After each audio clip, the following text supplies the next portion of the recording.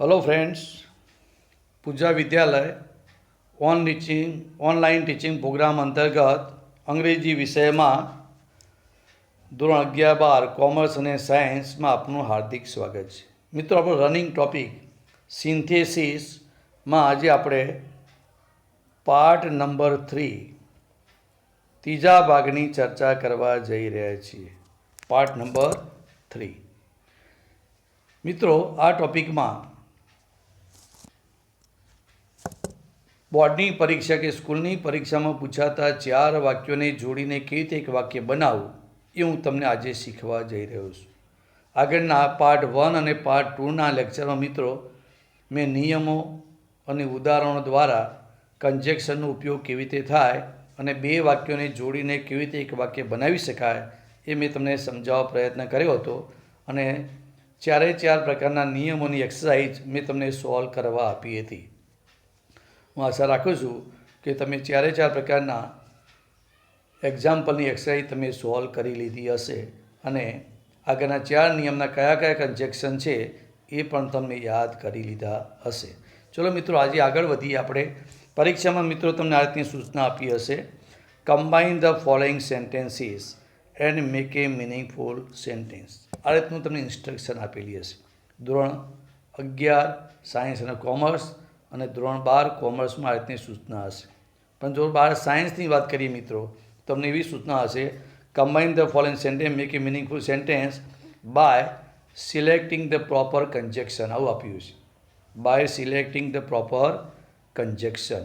એટલે તમને ખાલી જગ્યા આપી હશે અને ખાલી જગ્યાના કૌંસમાં અને ખાલી જગ્યા નીચે તમને ABCD 4 વિકલ્પ આપ્યા હશે અને એમાંથી તમારે સાચો વિકલ્પ કન્જેક્શન તરીકે ઉપયોગ કરવાનો। મતલબ એ થયો કે 12 સાયન્સમાં આ ઓબ્જેક્ટિવમાં પૂછાય MCQમાં, એટલે એમને આખું વાક્ય જોડીને જ આપેલું હોય છે અને જ્યાં વાક્ય જોડ્યું હશે ત્યાં બ્લેન્ક આપી હશે અને કન્જેક્શનના નામ તમને ABCDમાં આપેલા હશે અને સાચો શબ્દ પસંદ કરીને તમારા વાક્યમાં જવાબ લખવાનો થાય।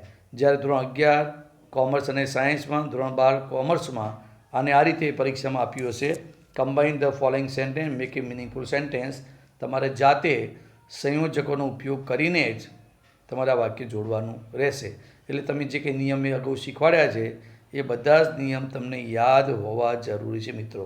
હવે નિયમ એપ્લાય કરવાનો સમય આવ્યો, તો નિયમ એપ્લાય કેવી રીતે કરવા એ તમારે હું તમને થોડા એક્ઝામ્પલ દ્વારા સમજાવવા માટે જઈ રહ્યો છું, બરાબર? તો જોઈ લો મિત્રો, પહેલું કે mister Patel is an English teacher. He is a very scholar teacher. He teaches English in RD girls high school. The school is in Baroda. પહેલાં મિત્રો 4 વાક્યો ધ્યાનથી વાંચી લેવાના અને ત્યાર પછી પહેલાં 2 વાક્યો જોડવા પ્રયત્ન કરો, પછી બીજું અને ત્રીજું જોડવા પ્રયત્ન કરો અને ત્યાર પછી ત્રીજું અને ચોથું જોડવા પ્રયત્ન કરો અને આ કરતાં તે જોડતા તમે એક મિનિંગફુલ વાક્ય નિયમની મદદથી જોડી શકશો। ખ્યાલ આવી ગયો? જોઈ લો પહેલું કે mister Patel is an English teacher, he is very scholar. તો મિસ્ટર પટેલ ઇઝ અને હી ઇઝ જોઈ લો, કર્તા ક્રિયાપદ સમાન છે। તો જો કર્તા ક્રિયાપદ સમાન હોય તો પહેલો નિયમ લાગે સિમ્પલ સેન્ટેન્સ, કે જેમાં આંતરિક ફેરફાર કરવાનો અને કોઈ પણ કન્જેક્શન કે સંયોજક ઉમેરવાનો નથી।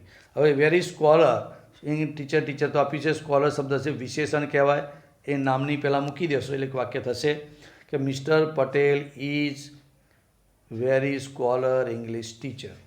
એક વાક્યથી ખબર પડી ગઈ? એક વાક્યમાં એક કર્તા ને ક્રિયાપદ આવે, mister Patel is very scholar English teacher, થઈ ગયું। ત્યાર પછી હી ટીચીસ, જો ટીચ ક્રિયાપદ અલગ છે મિત્રો, તો અહીંયા ટીચર કોણ છે? ટીચર મિસ્ટર પટેલ સમાન છે। અહીંયા હી આવ્યું તો છેલ્લો શબ્દ સજીવ, પહેલો પણ કરતા વખતે સજીવ, તો તમે આનાથી શું જોડી શકો મિત્રો? તો આમાં તમે હુનો ઉપયોગ કરી શકો, હુ ટીચીસ, બરાબર? Who teaches English in RD girls high school. અહીંયા સ્કૂલ છે, અહીંયા ઇઝ છે, તો અહીં ઇન પ્રેપોઝિશન છે, તો પ્રેપોઝિશન સીધું તમે ઇન બરોબર જોડી શકાય। આ વાક્ય 2 રીતે બને છે, હું પહેલો તમને સમજાવું પછી બીજી રીતે જોઈ લો। Mister Patel is very scholar English teacher, એન કાઢી નાખવાનું અને એન કાઢવું હોય તો વેરીને આગળ એ કરો તો સાચું છે અને ન કરો તો બી ચાલે। તો mister Patel is very scholar English teacher who teaches English in RD Girls High School in Baroda. કરતા ક્રિયાપદની જરૂર નથી. બીજી રીતે મિત્રો જોડવું તો જોડી શકાશે. Mister Patel is a very scholar English teacher who teaches English in RD Girls High School. અને સ્કૂલ નિર્જીવ છે, અહીંયા નિર્જીવ છે એટલે વિચનો બી તમે ઉપયોગ કરી શકો મિત્રો. શું? વિચ. તો વિચ ઇઝ ઇન બરોડા, વિચનો પણ યુઝ કરી શકો છો. બીજી રીતે કોમાની મદદથી મિત્રો જોડી તો જોઈ લો કે મિસ્ટર પટેલ, ત્રીજો નિયમ, ત્રીજી રીતે મિસ્ટર પટેલ કોણ છે? Scholar English teacher. તો ઇઝને દૂર કરવા માટે તમે કોમાનું ચિહ્નનો પણ યુઝ કરી શકો નાઉન ફ્રેઝનો ઉપયોગ કરવા માટે. સિમ્પલ સેન્ટેન્સમાં નાઉન ફ્રેઝ એકનું એક નામ ફરી આવે તો પહેલાં નામ પછી કોમાનું ચિહ્નનો યુઝ કરી શકાય. જો આ રીતે Mister Patel comma a very scholar English teacher, સીધું ટીચીસ, હું મૂકવાની મિત્રો જરૂર નહીં. Teaches English in RD girls high school in Baroda. એક પણ કન્જેક્શન મૂક્યા વગર મેં બનાવ્યું. ફરી સમજી લો. Mister Patel comma very scholar English teacher comma teaches, સીધું ક્રિયાપદ, English in RD girls high school in Baroda. આ સિમ્પલ સેન્ટેન્સ, એક પણ કન્જેક્શન ઉમેર્યા વગર. એટલે મેં તમને આ એક્ઝામ્પલ 3 રીતે સમજાવવા પ્રયત્ન કર્યો. ચલો બીજું મિત્રો. Rahul is a student. Rahul is a student. He is very sincere student. જોઈ લો બે વાક્ય. He believes in honesty. He believes in honesty. He believes in discipline. પહેલાં મિત્રો કર્તા ક્રિયાપદ ખાસ જોવાના. જ્યારે 4 વાક્યો તમે 1 by 1 વાંચો ત્યારે કર્તા ક્રિયાપદ પહેલાં સમજી લેવાના સમાન છે કે અલગ, અને ત્યાર પછી નિયમ એપ્લાય કરવાનો. પહેલાં જોઈ લો. Rahul is a student. He is very, તો સ્ટુડન્ટ થઈ ગયું. તો એ વેરી આટલું જ છે ને. તો આ શું થયું? વિશેષણ. નામના અર્થમાં વધારો થાય એટલે આ નામ તમે મૂકી દો એટલે વાક્ય થઈ જશે. એટલે Rahul is a very scholar sincere student થઈ ગયું. Rahul is a very sincere student. ત્યાર પછી he believes in honesty. He believe, આ કર્તા ક્રિયાપદ સમાન છે, એનો મતલબ આ કર્તા ક્રિયાપદની જરૂર નથી. તો અહીંયા ઓનેસ્ટી છે અને ડિસિપ્લિન શબ્દ છે, બે શબ્દો અલગ છે અને બંને સમાન અર્થ ઉમેરો દર્શાવતા છે. તેના માટે તમે શું મૂકી શકો મિત્રો? વિચારો. એન્ડ મૂકી શકો. તો he believes in honesty and discipline. સમાન શબ્દો એક જ વખત લખવાના. એટલે હી બિલીવ્સ ઇન, આ શબ્દો તમે કાઢ નાખી દઈ શકો છો, જરૂર નથી. એટલે he believes in honesty and discipline. કેટલા થયા? તો આ બેમાંથી એક બનાવ્યું, ત્રીજાને ચોથાનું એક બનાવ્યું. હવે એક જોડવાનું રહ્યું. તો સ્ટુડન્ટ એટલે કોણ? રાહુલ. હી એટલે કોણ? રાહુલ. સ્ટુડન્ટ એટલે સજીવ છે, તો સજીવને જોડવા મિત્રો તમે શું મૂકી શકો? હુનો ઉપયોગ થાય એટલે એક વાક્ય થઈ ગયું. ફરીથી સમજી લો કે Rahul is a very sincere student who believes in honesty and discipline. બે કન્જેક્શન મૂક્યા, હુ અને and. Rahul is a very sincere student who believes in honesty and discipline. આ રીતે તમારે વાક્ય બની મિત્રો. બીજી રીતે જોડવું હોય તો જોડી શકાય. જો સમજાવી દઉં. વેરી સિન્સિયર કોણ છે? રાહુલ. નાઉન ફ્રેઝનો પણ તમે ઉપયોગ કરી શકો છો. Rahul comma a very sincere student. હું કાઢવા જરૂર નહીં મિત્રો, સીધું બિલીવ્સ ક્રિયાપદ અને એન્ડથી જોડાશે. રાહુલ પછી કોમા કરી દેવાનું. જોયેલું. ઇઝ હટાવી દેવાનું. રાહુલ પછી કોમા, આ દૂર થઈ જશે. રાહુલ એ વેરી સિન્સિયર સ્ટુડન્ટ, સીધું ક્રિયાપદ આવશે. Believes in honesty and discipline. એક જ કન્જેક્શન એન્ડથી બનાવ્યું. આ બી કરેક્ટ છે. 3 રીતે બનાવ્યું. ચલો મિત્રો આગળ ત્રીજો પ્રકાર જોઈ લઈએ. The mobile phone is an invention of science. The mobile phone is, it is a great invention. એક ગ્રેટ ઇન્વેન્શન છે. It કનેક્ટ્સ the people with one other. It gives. પહેલાં કરતા ક્રિયા જોઈ લેવાના અને પછી વાક્ય જોડે. પહેલાં બે વાક્યો વિચારો. The mobile phone is an invention of science. અહીંયા ઇન્વેન્શન આપ્યું છે. એ ગ્રેટ ઇન્વેન્શન છે ને, તો આ વિશેષણ થયું અને કર્તા ક્રિયાપદ સમાન છે ને, મોબાઈલ ફોન ઇઝ ને ઇટ ઇઝ એટલે થયું. તો આ નામ તમે વિશેષણ તરીકે પહેલાં મૂકી શકો છો એટલે એક વાક્ય બની જશે. The mobile phone is A great invention of science. કનેક્ટ્સ the people, ક્રિયાપદ અલગ છે. ગીવ્સ ધ પીપલ, બોલ. તો ત્રીજા ને ચોથાને જોડવું હોય તમે શું કરશો? તો કનેક્ટ ધ પીપલ, લોકોને એકબીજાને જોડે છે અને મનોરંજન આપે છે. અને એટલે તમે શું લેશો અહીંયા? એન્ડ. અને ઈટ સમાન છે એટલે હટી જશે. બે ક્રિયાપદ અલગ અલગ છે એટલે ક્રિયાપદ રહેશે. બરાબર. એટલે the mobile phone is A great invention of science. હવે અહીંયા ઇન્વેન્શન ઓફ સાયન્સ કોણ છે? બોલો. Mobile phone. ઈટ એટલે કોણ? Mobile phone. તો નિર્જીવ છે એટલે તમે શું મૂકી શકો? વિચ મૂકી શકાય. ત્યાર પછી અહીં તમે એન્ડ મૂકી શકો. એનું વાક્ય બનાવી દીધું. એટલે mobile phone is a very great invention of science which connect the people with one other and gives entertainment. ફરીથી જોયું. The mobile phone is A great invention of science which કનેક્ટ્સ the people with one other and gives entertainment. Which અને એન્ડથી જોડ્યું આપો. આ example બીજે જોડતો જોડાય તેમ છે. નાઉન ફ્રેઝનો પણ ઉપયોગ તમે કરી શકો છો. વિચ તમે હટાવી શકો છો.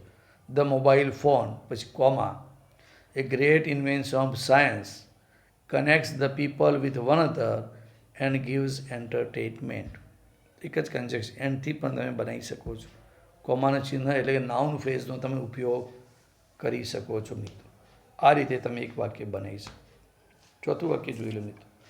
આઈ open the cash box on the table. I open, I took, બંને ક્રિયા અલગ છે. I open the cash box on the table. I took out ₹100 note. It was, એ બી અલગ છે.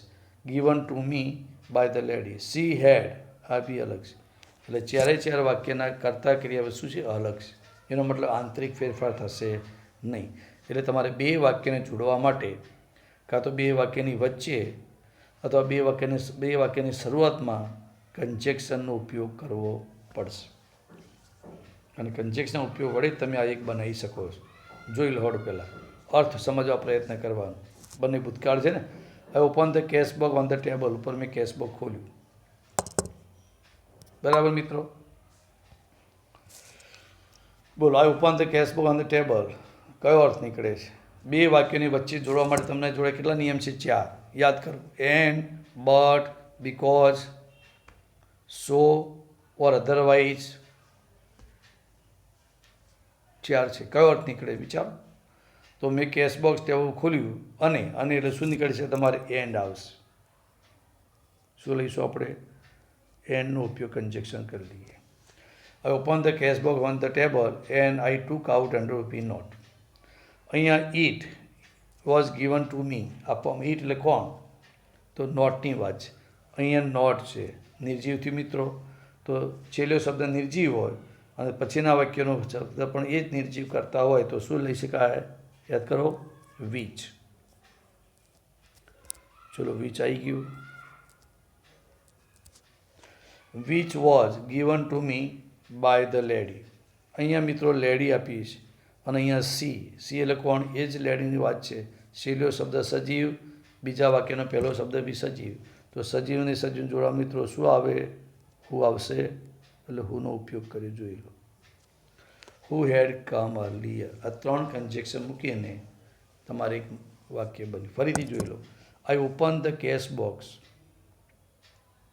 On the table and took out. I હટી જશે, રાખો તો વાંધો નથી.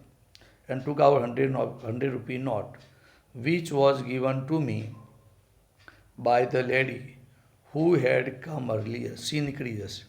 હુ હેડ કમ અર્લિયર. 3 કન્જેક્શન.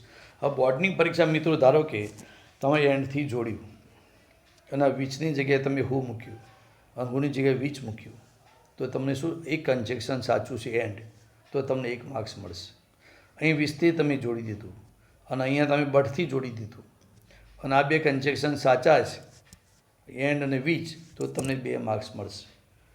પણ જો તમે એક પણ વાક્ય જોડવાનું બાકી રાખ્યું મિત્રો તો એક પણ માર્ક્સ મળશે નહીં. ચારેય ચાર વાક્યો ભેગા જોડાયેલા હોવા જોઈએ તો જ તમને માર્ક્સ મળે. એક વાક્ય તમે જોડવાનું બાકી રાખ્યું અને ત્રણેય જોડે અને રવા દીધું હોય તો તમે એકે માર્ક્સ નહીં મળે. આ ખાસ ધ્યાન રાખજો. હવે 12 સાયન્સની મિત્રો વાત કરી લો તો 12 સાયન્સમાં આ રીતે બ્લેન્ક્સ આપીએ છીએ, જોઈ લો. હવે વાક્ય તમને જોડીને મિત્રો આપેલું છે, તમારે જોડવાનું નથી. અહીંયા બ્લેન્ક્સ આપીશ બરાબર. બે વાક્યની વચ્ચે કન્જેક્શન તરીકે અહીં હવે તમને બ્રેકેટમાં આન્સર આપેલા છે 3. એક આપ્યો છે, બીજો આવશે અને ત્રીજો. અહીંયા એન્ડ આવ્યું, બટ આવ્યું ને સો. જોઈ લો, એન્ડ આવ્યું, બટ અને સો. ના ABCD આપ્યું છે વિકલ્પ A, B, C અને D. આ 4 વિકલ્પ આપ્યા છે. એમાં તમને બટ આપ્યું છે, બીમાં તમને બટ, સીમાં તમને સો અને ડીમાં તમને ઇફ આપ્યું છે. આ રીતના 4 જવાબ છે બરાબર. અહીંયા બ્લેન્ક છે અને નીચે ABCD જવાબ. તો એન્ડ, બટ, સો અને ઇફ. કયો જવાબ સાચો બોલો? તો એન્ડ આવ્યું. અહીંયા પણ એવું જ હશે મિત્રો. અહીં બ્લેન્ક્સ આપીશ. કહું તમને એમાં જવાબ વિચ આપ્યો છે, પછી બીમાં તમને આપ્યું છે હુ, સીમાં તમને હોમ અને ડીમાં તમને આપેલું હશે બીજું કોઈ કન્જેક્શન બટ કે સો કે વેન આપ્યું હોય તો સાચો જવાબ શું? વિચ. અહીંયા પણ મિત્રો એવું થશે. અહીં તમને બ્લેન્ક્સ આપીશ, બ્રેકેટમાં તમને નીચે જવાબ એમાં આપ્યો હશે, બીમાં આપ્યો હશે, સીમાં અને ડીમાં. આ રીતે 4 જવાબ આપેલા છે. એમાં ધારો કે વિચ આપ્યું છે, બીમાં હોમ, સીમાં હુ આપ્યું છે અને ડીમાં તમને આપ્યું છે ધેટ. તો અહીંયા સજીવ છે, આ સજીવ છે એટલે હુંથી તમારે જોડવાનું. આ તમારે 12 સાયન્સમાં આ રીતનું આવશે. 12 સાયન્સમાં તમારે આ રીતે આવે ઓપ્શન. એટલે તમારે જોડવાનું ના આવે, કન્જેક્શન સિલેક્ટ કરવાનું ABCDમાંથી. જ્યારે 11 કોમર્સ અને સાયન્સ અને 12 કોમર્સવાળાને આને જોડવાનું પૂછાશે. આટલો ફરક છે મિત્રો. એટલે સાયન્સમાં થોડું ઇઝી, છતાં પણ તમારે આ નિયમો યાદ રાખવા જરૂરી મિત્રો. કઈ રીતે જોડાય છે, અર્થ પ્રમાણે કયા કયા કન્જેક્શન આવે એ તો તમારે યાદ રાખવા જ પડશે. કારણ કન્જેક્શન યાદ હશે તો સાચો વિકલ્પ તમે પસંદ કરી શકો છો. ખ્યાલ આવ્યો? ત્યાર પછી મિત્રો 5મું એક્ઝામ્પલ જોઈએ. I heard of the accident. મેં અકસ્માત વિશે વાત સાંભળી. I went at once went to the hospital ગયો. I went there to see the injured man અને he had been run over by motor car. I heard of the accident. I at once went to the job. I heard અને I vent બે ક્રિયા અલગ છે. એનો મતલબ તો બે વાક્યની વચ્ચે અથવા બે વાક્યની શરૂઆતમાં કન્જેક્શન લઈ શકાય. કયો અર્થ નીકળે બોલો? ક્યારે તમે હોસ્પિટલ ગયા? કે જ્યારે મેં અકસ્માત વિશે સાંભળ્યું ત્યારે. એટલે જ્યારે ત્યારે તમે શું લઈ શકો મિત્રો? શરૂઆતમાં વેન આવી શકે કે નહીં? આવે ને? ચલો વેનનો ઉપયોગ કર્યો. When I heard of the accident. જ્યારે વેન આવે ત્યારે અડધા વાગે કોમા આવે. આઈ એડવાન્સ સમય આગળ મૂક્યો એટલે આ ફરી સમયની જરૂર નહીં, અને રાખો તો વાંધો નહીં, અને દૂર કરી દો તો વાંધો નહીં મિત્રો, જરૂર નહીં. તો આ એડવાન્સ કેમ આપ્યું? તમને ખ્યાલ આવે કે સમય છે એટલે વેન કે વાઇલ ના આવે આમાં, કારણ કે ચાલુ કાળ હોય તો જ આવે. એટલે when I heard of the accident અડધા વાગે comma I went to the hospital. ત્રીજું વાક્ય જુઓ, આઈ વેન્ટ ધેર. હવે બીજાને ત્રીજાને મિલાવો. આઈ વેન્ટ કરતા ક્રિયાપદ સમાન છે. ધેર એટલે હોસ્પિટલ, આની જરૂર નથી. અને ટુવાળું જે ક્રિયાપદ છે એ તમે વાક્યમાં સીધું જોડી શકાય. યાદ આવે છે? સાદો નિયમ. કરતા ક્રિયાપદ સમાન હોય અને બીજા વાક્યમાં ટુવાળું ક્રિયાપદ આઈએનજી પાસ્ટ પાર્ટિસિપલ હોય તો તમે કોઈ પણ કન્જેક્શન વગર સીધું જોડી શકો છો. એટલે સીધું તમારે to see the injured man. આ ત્રીજું જોડાઈ ગયું. મેન અને હી બે સમાન છે બરાબર, એક જ કરતા થયો તો સજીવને જોડવા માટે તમે શું લઈ શકો? હુ લઈ શકાય. Who had been run over by car. I heard of the accident. When I heard of the accident, I went to the hospital to see the injured man who had been run over by a motor car. આ રીતે વાક્ય બન્યું. બીજે બનાવતું બનશે. I heard of the accident, so I went to the hospital to see the injured man who had been run over by a car. બીજે ત્રીજે બનાવું. વેન ના મૂકો તો હર્ડનું તમે હિયરિંગ પણ કરી શકો. Hearing of the accident, comma, I went to the hospital to see the injured man who had been run over by a car. ત્રીજે ચોથી તે બનાવો. Hearing of the accident I went to the hospital in order to, બીજું conjunction, in order to see the injured man who had been run over by a motor car. અનેક રીતે મિત્રો વાક્યો બને, મિનિંગફુલ બને, એ જ મહત્ત્વનું છે. તમે ગમે તે અર્થપૂર્ણ કન્જેક્શનનો ઉપયોગ કરી શકો છો. છઠ્ઠાની મિત્રો વાત કરીએ. The question paper will be easy. It will have many option. You will be able to get the first class. I think so. બરાબર, પહેલાં 3 વાક્યો જોઈ. ધ ક્વેશ્ચન વિલ બી કરતા ક્રિયાપદ જો, ઇટ વિલ હેવ બંને ક્રિયાપદ અલગ અલગ. એનો મતલબ એ થયો કે 2 વાક્યોની વચ્ચે સંયોજક અથવા સર્વમાં કન્જેક્શન આપણે લઈ શકીએ. ત્રીજામાં યુ વિલ બી, એ પણ ક્રિયાપદ અલગ છે. બરાબર, એબલ ટુ. તો પહેલાં 2 જોડીએ. The question paper will be easy.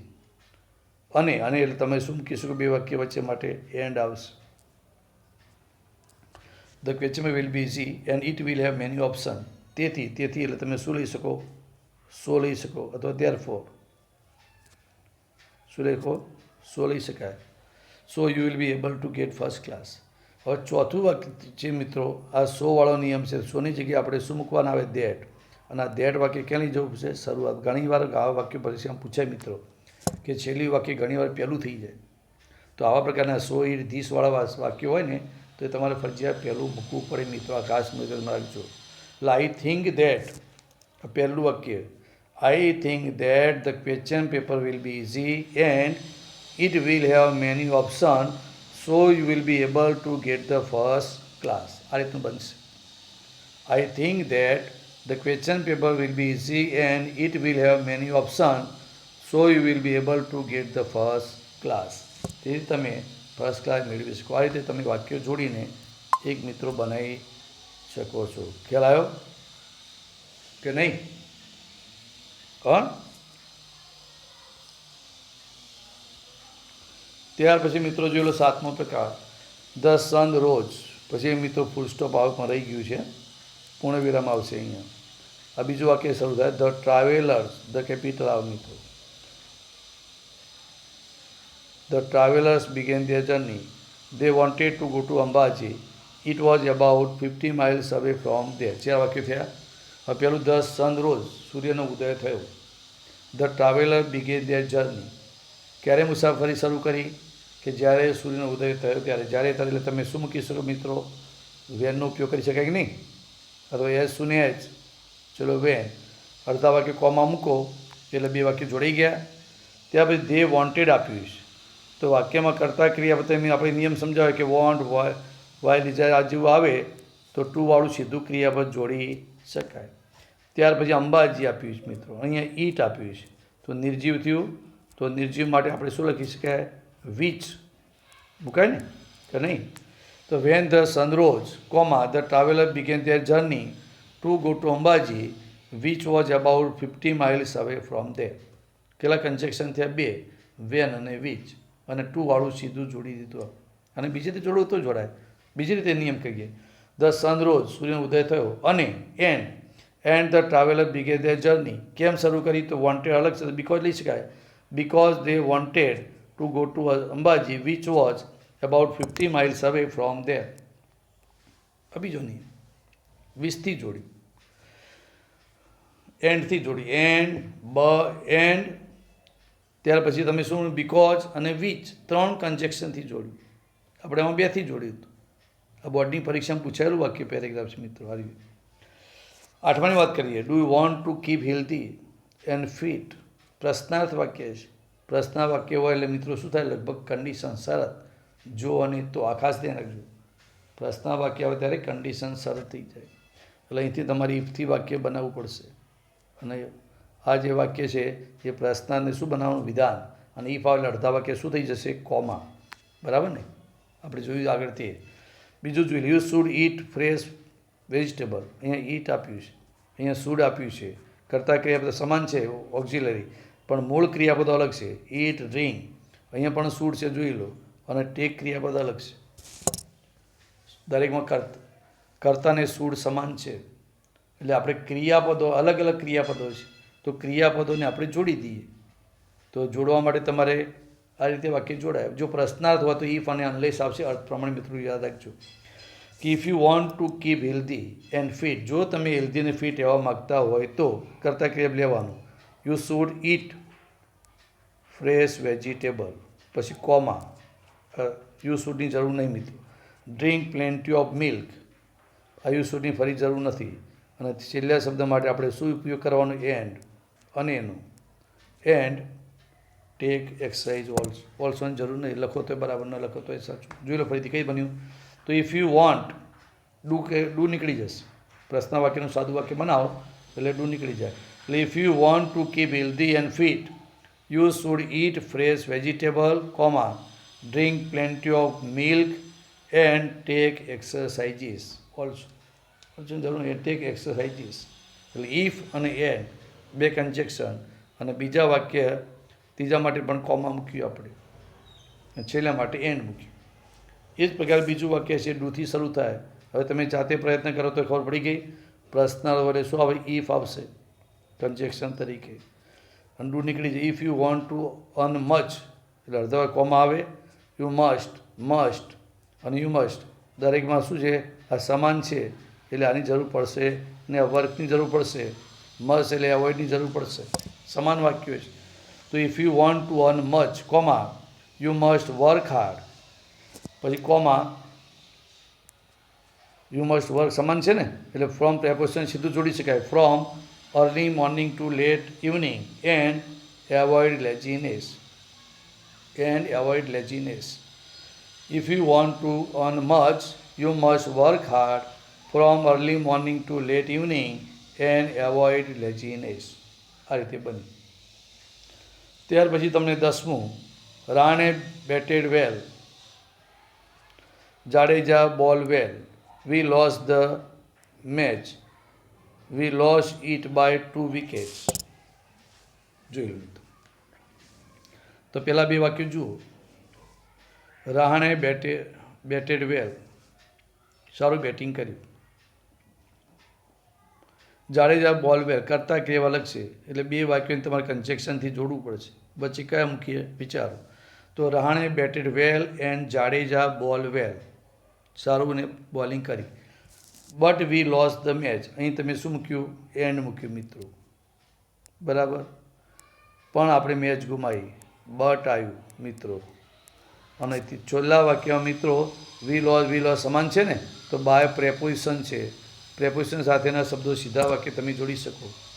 તો રાણે બેટેડ વેલ and Jadeja bowl well but we lost the match by 2 wickets. પ્રેપોઝિશનથી તમે સીધે સુધી જોડી. ક્યારે? કરતા ક્રિયાપદ સમાન હોય તો. જોઈ લો, વી લોસ ધ મેચ, વી લોસની સમાન છે એટલે બાયથી સીધું તમે જોડી શકો છો. આ તે નિયમો એપ્લાય કરવાના મિત્રો અને વાક્યો બનાવવાના, બરાબર. જેટલા વાક્યો તમે બનાવશો એટલો તમને બેનિફિટ થશે. 11મું જોઈએ મિત્રો, pollution is cause by industries, it is also cause by. બંને જોઈ લો, બાય અને બાય આ સમાન છે. કોઝ તમને એટલે બે વાક્ય જોડી જાય કે pollution is cause by industries and by automobiles which causes several daily diseases. Pollution causes several diseases, they affect the present and the future generation. હવે અહીંયા મિત્રો જોઈ લો, ઓટોમોબાઈલ છે અને અહીંયા પોલ્યુશન છે એટલે અહીંયા તમે વીચ મૂકી શકશો નહીં. ડિસીઝ એટલે રોગો અને ધે એટલે કોણ? રોગો, એટલે અહીંયા વીચ મૂકી શકાશે. હવે આ વાક્યને જોડવા માટે પોલ્યુશન, બરાબર, આ તમારે ઇઝ હટાવવું હોય તો કોમાનો ઉપયોગ કરી શકાય, અને કોમાનો ઉપયોગ ના કરવું હોય તો અહીંયા વીચ મૂકવું શક્ય નથી એટલે અહીંયા તમારે વીચ મૂકવું પડશે પહેલાં. Pollution which is caused by industries and by automobiles causes several daily diseases which affect the present and the future generation. આ રીતે બનાવી શકે. બીજી રીતે બનાવવું હોય બનાવાય. પોલ્યુશન caused by ઇઝ હટાવી દઈએ આપણે, comma. Pollution caused by industries and by automobiles causes several daily diseases which affect the present and the future generation. આ રીતે તમે બનાવી શકો મિત્રો, બરાબર. તો મિત્રો આજે આ લેક્ચરમાં આટલું જ, બરાબર. અને હું આશા રાખું છું કે તમને બોર્ડની પરીક્ષામાં પૂછાતા જે એક્ઝામ્પલ છે એ મેં તમને સમજાવવા માટે પ્રયત્ન કર્યો છે, બરાબર. અને હવે હાલ તમને આપેલા જે વાક્યો છે 11 વાક્યો આપણે મિત્રો સોલ્વ કર્યા છે. તો 11 વાક્યો હું તમને હોમવર્કમાં આપું છું અને તમે 11 વાક્યો નિયમ પ્રમાણે ઉપયોગ કરીને તમે જાતે બનાવશો એવી આશા રાખું છું. જાતે મિત્રો. તો આજે આ વિડીયો લેક્ચરમાં આટલું જ મિત્રો, અને આશા રાખું છું તમે 11 વાક્યો તમારી ભાષામાં તમારી રીતે તમારા કન્જેક્શનનો ઉપયોગ કરીને મેં તમને દરેક વાક્યને 1, 2 કે 3 રીતે જે પ્રમાણે બનતા હતા એ બનાવીને સમજાવવા માટે પ્રયત્ન કર્યો છે. પણ તમે હવે જાતે પ્રેક્ટિસ કરશો તો વધારે સારું મિત્રો. એટલે આશા રાખું છું કે તમે પ્રેક્ટિસ કરશો તો આ ટૉપિક તમારા માટે સૌથી સરળ થઈ જશે. બરાબર. તો મિત્રો આજના વિડીયો લેક્ચરમાં આટલું જ. બરાબર. આજે આપણે અહીંયા આ વિડીયો લેક્ચર સ્ટોપ કરીએ છીએ મિત્રો, અને આશા રાખું છું કે તમે અગાઉ આપેલી એક્સરસાઇઝ અને આપેલી એક્સરસાઇઝના 11 પ્રકારના વાક્યો તમારા ચોપડામાં અથવા નોટબુકમાં જવાબ સાથે લખીને લાવશો એવી આશા રાખું અને પ્રેક્ટિસ કરશો. ઓકે મિત્રો. તો થેન્ક યુ મિત્રો.